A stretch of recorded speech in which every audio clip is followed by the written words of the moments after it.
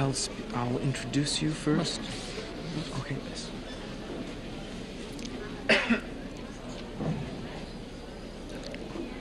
نحمده ونصلي ونسلم على رسوله الكريم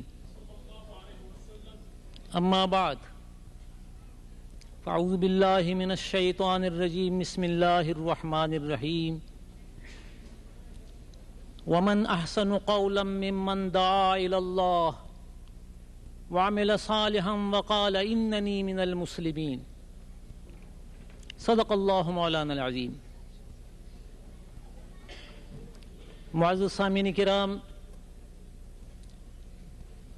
آج کی یہ تقریب سعید میں مبارکباد دیتا ہوں ڈاکٹر احمد مرزا صاحب اور بیابانی صاحب کو اور اس کے معاونین کو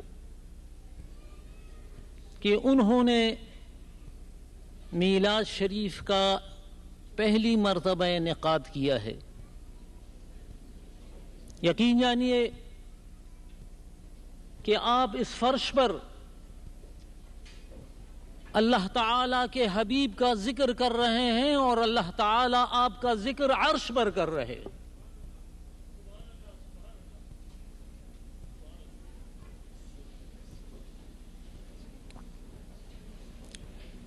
مجھے صرف 5 منٹ دیا گیا ہے،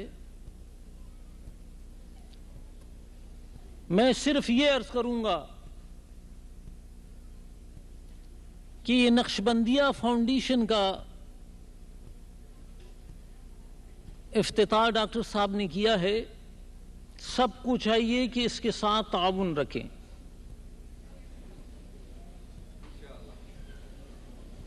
میں اتفاقی امریکہ کے دورے پر تھا، نیو یارک میں معلوم ہوا ڈاکٹر صاحب نے دعوت دی تو الحمدللہ کہ آپ کے اس تقریب سعید میں حاضری کی توفیق ہو گئی۔ یہاں بیٹھ کے ماحول کو میں دیکھ رہا تھا کہ یہ جو حال ہے، یہ زمین کتنے عرصے سے اللہ کی بارگاہ میں سجدہ ریز ہو کر کے دعائیں مانگتی ہوگی کہ یا اللہ کبھی اس زمین کے اوپر بھی اللہ کے حبیب کا ذکر ہو۔ یہ زمین، یہ ماحول قیامت کے دن گواہی دیں گے۔ میں نے جو آیہ مبارکہ تلاوت کی ہے اس کی مناسبت سے عرض کرتا ہوں، تمام روئے زمین میں سب سے بہتر انسان وہ ہے جو ایک غافل شخص کو بھی اللہ کی طرف بلائے، اور اس فریضے کو سب سے پہلے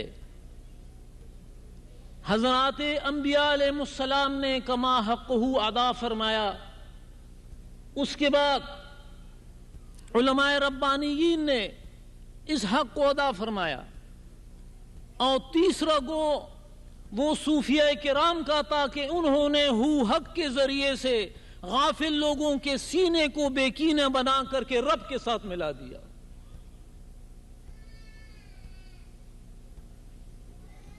ابھی بھی مجھ سے پہلے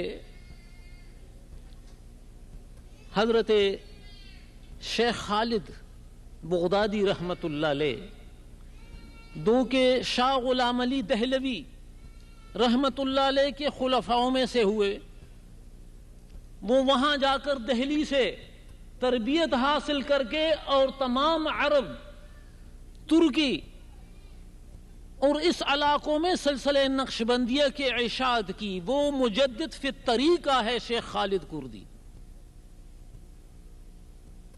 حضرت مجدد الفسانی خزینۃ الرحمہ تو یہاں تک فرما گئے کہ میں اس کو رب مانتا ہوں کہ جو محمد کا رب ہے صلی اللہ علیہ وسلم۔ عزیزان محترم، پریشانیوں کا دور ہے، میلاد شریف پر ذکر ہوا ہے، میں مناسب سمجھتا ہوں اس موقع پر کہ کچھ ذکر اللہ پر بھی بات ہو۔ ابھی بھی ان دوستوں نے دف کے ساتھ ذکر کرایا، دف کے ساتھ نعتیں پڑھی، اس کے متعلق اتنا عرض کرتا ہوں کہ ہمارے سلسلہ عالیہ نقشبندیہ مجددیہ میں ذکر اسم ذات پر زیادہ زور ہے، اللہ، یہ بنیادی۔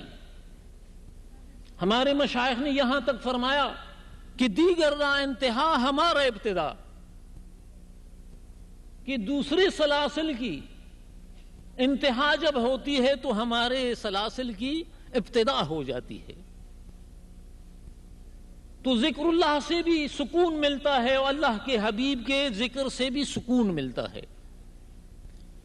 ایک مسلمان کی زندگی قرآن کریم کی احادیث مقدسہ تمام اسلامی کتابوں کا خلاصہ یہ ہے کہ مسلمان کی زندگی دو کام کے لیے ہے، ایک ذکر اللہ ہے، دوسرا ذکر رسول ہے صلی اللہ علیہ وسلم، اللہ کا ذکر اور اس کے حبیب علیہ الصلاۃ والسلام کا ذکر ہے، دونوں سے سکون ملتا ہے۔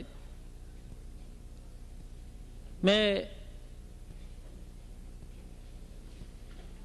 اسی بات پر اکتفا کرتا ہوں، چونکہ دائمی مریض ہوں، 3 بجے سے میں بیٹھ کر کے مجھے بڑا لطف کیف آ رہا تھا کہ اللہ تعالی نقشبندیہ فاؤنڈیشن کو مزید ترقی عطا فرمائے۔ ان کی جماعت نے جو یہ انعقاد کیا ہے، اس کی بنیاد رکھ دی، اس میلاد شریف کا انعقاد کیا، اللہ تعالیٰ ان کو جزائے خیر کہ اس غفلت کے دور میں، اس ماحول کے دور میں اللہ کے بندوں کو جمع کیا اور خدا کے ذکر میں، اس کے حبیب علیہ الصلاۃ والسلام کے ذکر میں ان بزرگان دین کی ملاقات و زیارت ہو گئی۔ اللہ میری اور آپ کی اس حاضر قبول فرمائے۔ وما علینا الا البلاغ المبین۔ صدق